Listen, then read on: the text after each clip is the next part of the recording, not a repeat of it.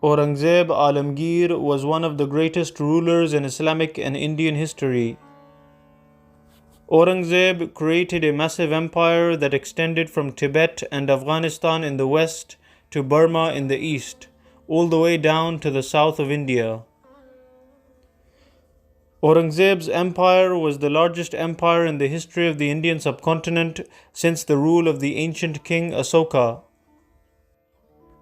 During Aurangzeb's rule, India was the richest country in the world and produced a quarter of the world's total GDP. Aurangzeb was born in the year 1618 and he was the sixth Mughal emperor of India.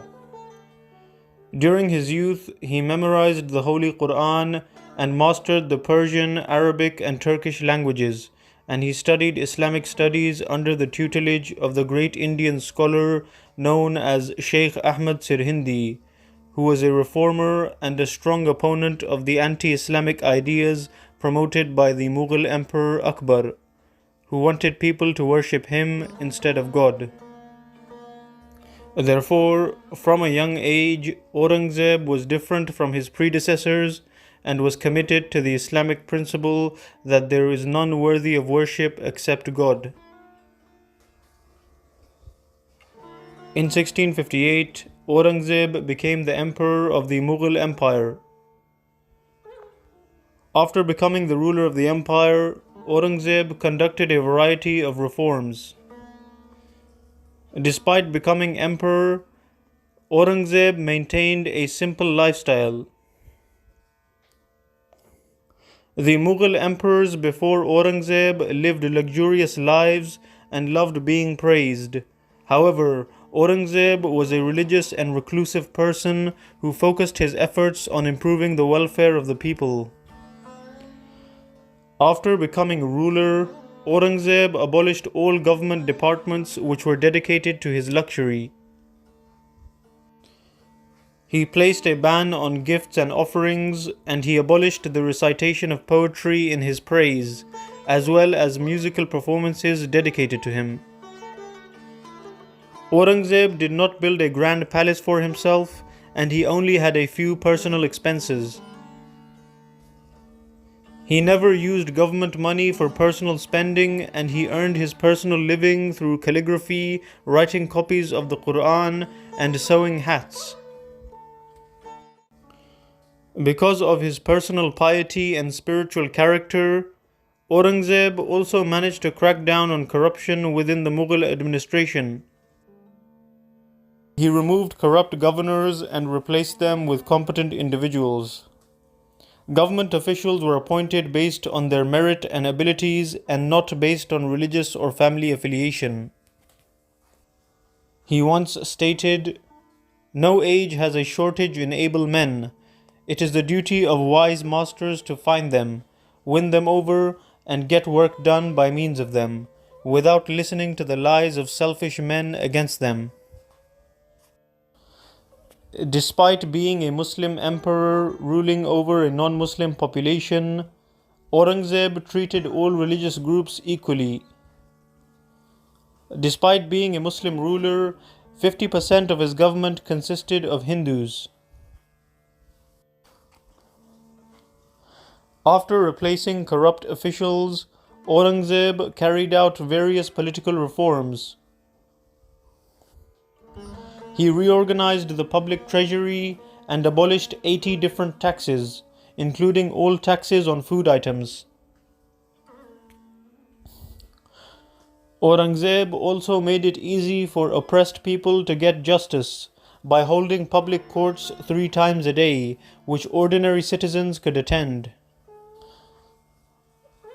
In these courts, all citizens, whether rich or poor, Muslim or non-Muslim, could freely present their grievances, and justice would be provided to them without delay. On many occasions, Aurangzeb took decisions against his own family members, princes, and close officials, and he never compromised justice.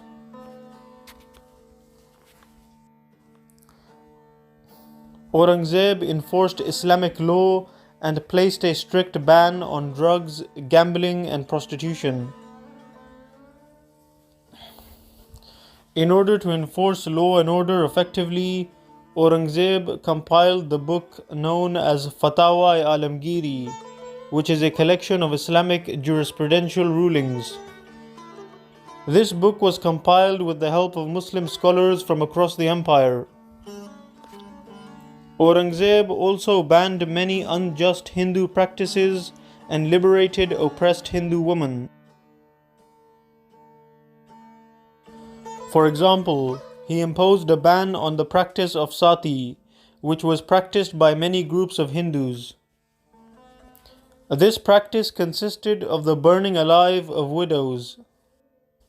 Aurangzeb also imposed a ban on many un-Islamic rituals practiced by various Muslim groups, such as the extreme veneration of personalities and shrines, and the exaggerated processions during the month of Muharram, which consisted of self-harm and mourning.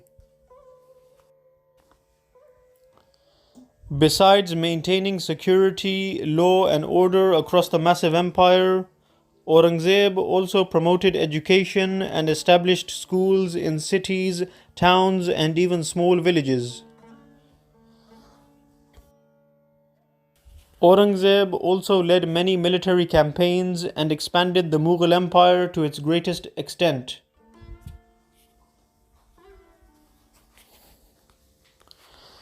In this vast empire, Aurangzeb paid special attention to agricultural development and gave poor farmers large sums of money to cultivate their land. He surveyed the land in order to find out which lands were uncultivated. Aurangzeb also reduced the tax burden on farmers and ordered the digging of new wells and the creation of irrigation canals to help farmers. Lands that were uncultivated were given to farmers who were willing to cultivate them. As a result, exports and revenue increased. Aurangzeb also constructed many roads, hospitals, universities, and mosques throughout the empire, including the famous Badshahi Mosque in Lahore.